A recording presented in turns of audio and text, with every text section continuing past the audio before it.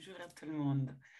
Euh, Peut-être parce qu'on est tout près d'une pleine lune, mais ça me venait de mettre quelques mots sur ce thème aujourd'hui, qui c'est laisser partir des choses.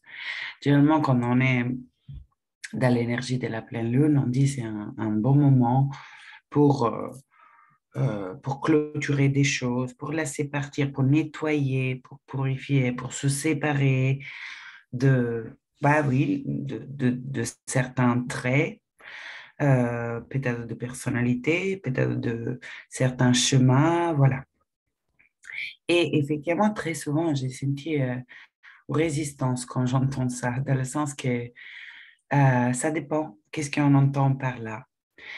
Dans la spiritualité, on peut courir le risque, selon mon angle de vue, d'avoir une sorte de pensée magique. Et donc, euh, de pouvoir, par exemple, demander à du soutien visible et invisible, surtout l'invisible, de nous libérer de quelque chose. Ou alors, on peut croire qu'on allume un grand feu, on écrit qu'est-ce qu'on veut laisser partir et on délègue à l'énergie du feu la délivrance, la libération de quelque chose. Et moi, je crois qu'il y a quelque chose qui passe à côté de la responsabilité dans cette attitude. Je ne veux pas généraliser, on peut y arriver à une cérémonie du feu ou à un rituel de libération en ayant intégré le thème. Mais souvent, ce que je remarque, c'est que cette envie de, de, de laisser partir naît d'un endroit, effectivement, déjà qui est un non à l'expérience. Donc, il y a une voile de jugement manichéen par rapport à ce qui est bien et ce qui est mal qu'on soit, en fait. Et pour moi, de mon point de vue, tout ce qu'on pose en termes d'action avec cette énergie-là, elle nous ramène, en fait, en boucle à la rencontre avec cette même thème. Donc, ce que j'aimerais dire et que je crois que c'est important déjà de se demander avec quelle énergie je vais vers cette déclaration de séparation. Est-ce que ça vient d'un non à l'intérieur de moi? Est-ce que je ne veux pas de ça et donc j'essaye de le repousser avec toutes mes forces en dehors de moi? Ce qui est juste à l'opposé de l'intégration. Et deuxièmement, donc premier passage, se demander un peu de quel endroit euh, naît cette envie. Parce qu'il y a une grande différence entre repousser et choisir. Clairement, quand on a accès, Dieu merci, à la possibilité d'un choix différent de comportement, de réponse, de croyance, de schéma, de prospective, etc. C'est même l'essence de l'être humain, d'être cette façonneur euh, de, de l'expérience qu'il fait de sa vie. Donc, la liberté de choix, c'est clairement essentiel et je dirais inhérente. Après, on peut choisir de ne pas se croire libre de choisir et c'est un choix. On peut ne pas choisir et c'est un choix également. Donc, ce n'est pas, comment dire, je ne prêche pas l'immobilité de la vie et de l'être. Et donc, rester coincé, collé à une identité, à une habitude, hein, euh, d'être, de dire, etc., de penser. Non. Par contre, je crois que toute la différence du monde, en étant, nous, des êtres énergétiques et vibratoires, toute la différence du monde l'a fait l'intégration du thème. Parce que quand je parle d'intégration, ça veut dire se le laisser explorer en conscience. Être curieux de voir de quoi il se compose un certain chemin. En faire l'expérience et en observer les traits de cette expérience. Pour moi, cela équivaut à un oui à quelque chose. Hein. J'ai du mal à faire l'expérience de quoi que ce soit que j'essaye de repousser. Mon mouvement ne sera pas un rapprochement pour donc connaître un schéma ou un trait de personnalité, voire une blessure. Ça sera un mouvement de recul ou d'éloignement. Et le prix que je paye est la non-intégration du thème, la non-connaissance du thème, la non-acceptation du thème. Et je crois qu'il y a donc souvent de ça dans cette déclaration de euh, laisser partir. Euh, du coup, la première phase que moi je dirais, pour avoir accès en fait à cette liberté de choix, est d'éveiller une sorte de curiosité en nous, de connaissance du thème qui est présent, tel qu'il est. Euh, L'exemple, euh, ma timidité, la difficulté à m'exprimer, par exemple, en relation à des autres. C'était un grand thème, ça l'est encore, moins grand, dans la mesure que je suis moins en guerre avec ça. Les façons dont j'étais en guerre, c'était à la fois euh, faire comme si ça n'était pas là, donc j'y allais en force, dans, le, dans la volonté de transcendance de ce que je percevais être la problématique, ma timidité. Donc, il était bien un jugement de valeur, mal. Et, ou alors, euh, je, ça me figeait et je m'en voulais pour rester figé dans ma timidité. Et du coup, j'essayais euh, voilà, à travers rituels, affirmations, chacun euh, à sa porte d'accès, on peut en avoir un bon nombre. Et j'essayais d'aller au-delà de cette timidité. Alors, le moment où je peux être curieuse de cette timidité, c'est-à-dire que bah, je me rapproche d'elle et je me mets à écouter euh, de quoi elle est faite. Est-ce qu'il y a un discours que me traverse dans cette timidité? Peut être un discours comme bah, mais je ne dis rien d'intéressant, donc à quoi bon parler, par exemple. Hein. Mais il faut que je le connaisse, il faut que je connaisse le mien. Et non, il faut pas, mais on peut. En tout cas, pour moi, la chose la plus passionnante qu'on a à faire ici-bas est de connaître cet être qu'on a choisi d'incarner, en tout cas ce tour-là. Et du coup, je peux en devenir curieuse. Je peux aller avec ma lanterne de l'éremite et m'intéresser à Hilaria dans cette dimension-là. On cherche non quelqu'un qui puisse s'intéresser à nous ou que du moins il puisse être en présence.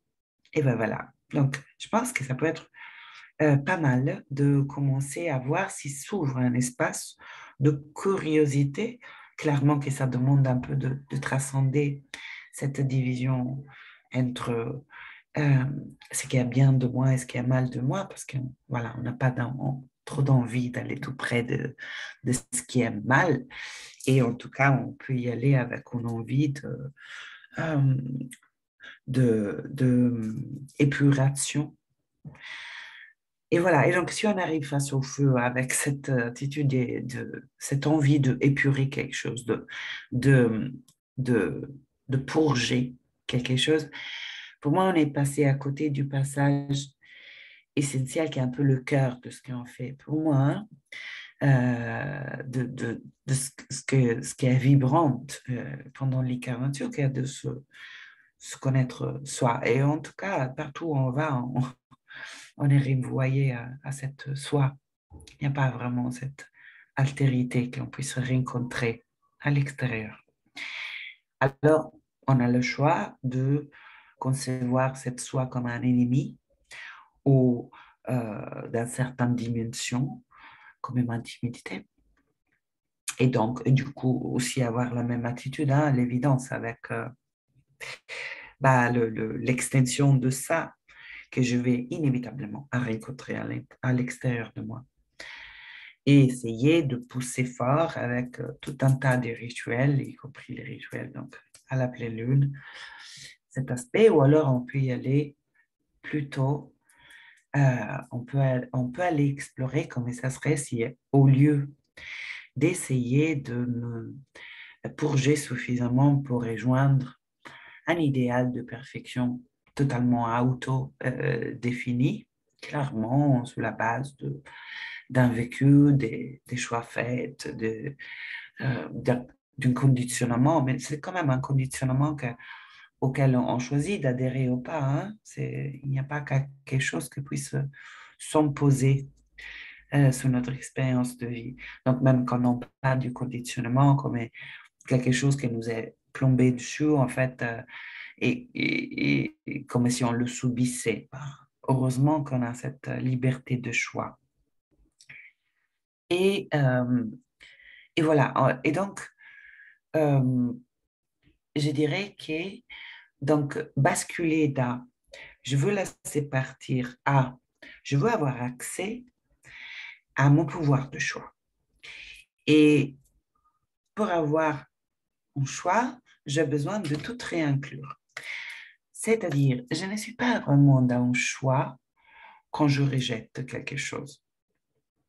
Je peux avoir l'impression que je suis en train d'exercer ma liberté, mais en fait, cette liberté est circonscrite à une interdiction d'être quelque chose. Donc, du moins, une partie de ma liberté, bah, j'y renonce à chaque fois que je juge un aspect de moi comme n'est pas digne en fait d'exister ou alors comme est mal. Voilà. Donc, ce que je crois être l'élan le plus profond de l'être humain, qui est de se reconnaître libre, euh, rencontre euh, la, l'attitude à s'interdire nous-mêmes cette liberté. Je crois profondément, de mon point de vue, on a accès à une liberté de choix quand différents choix sont possibles. Sinon, on n'est pas dans le choix, on est dans la constriction de quelque chose, même si c'est intérieur. Donc, le choix d'être timide ou le choix d'être euh, plus ouverte, extrovertie, plus, plus confiante peut-être, euh, pour moi, se réalise dans le moment que je peux intégrer l'autre partie de moi, celle timide. Intégrer, c'est-à-dire que c'est OK qu'elle soit là, que je prends le temps de la connaître, que euh, ça ne devienne pas une zone à pas habiter, vis-à-vis duquel donc je dois me polariser de l'autre côté, parce que surtout, il ne faut pas que je plonge là.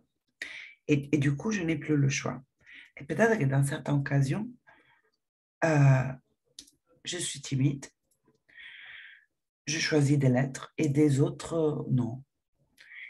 Et, euh, et pouvoir laisser cet espace ouvert, souple, de choix possible, pour moi, est la liberté.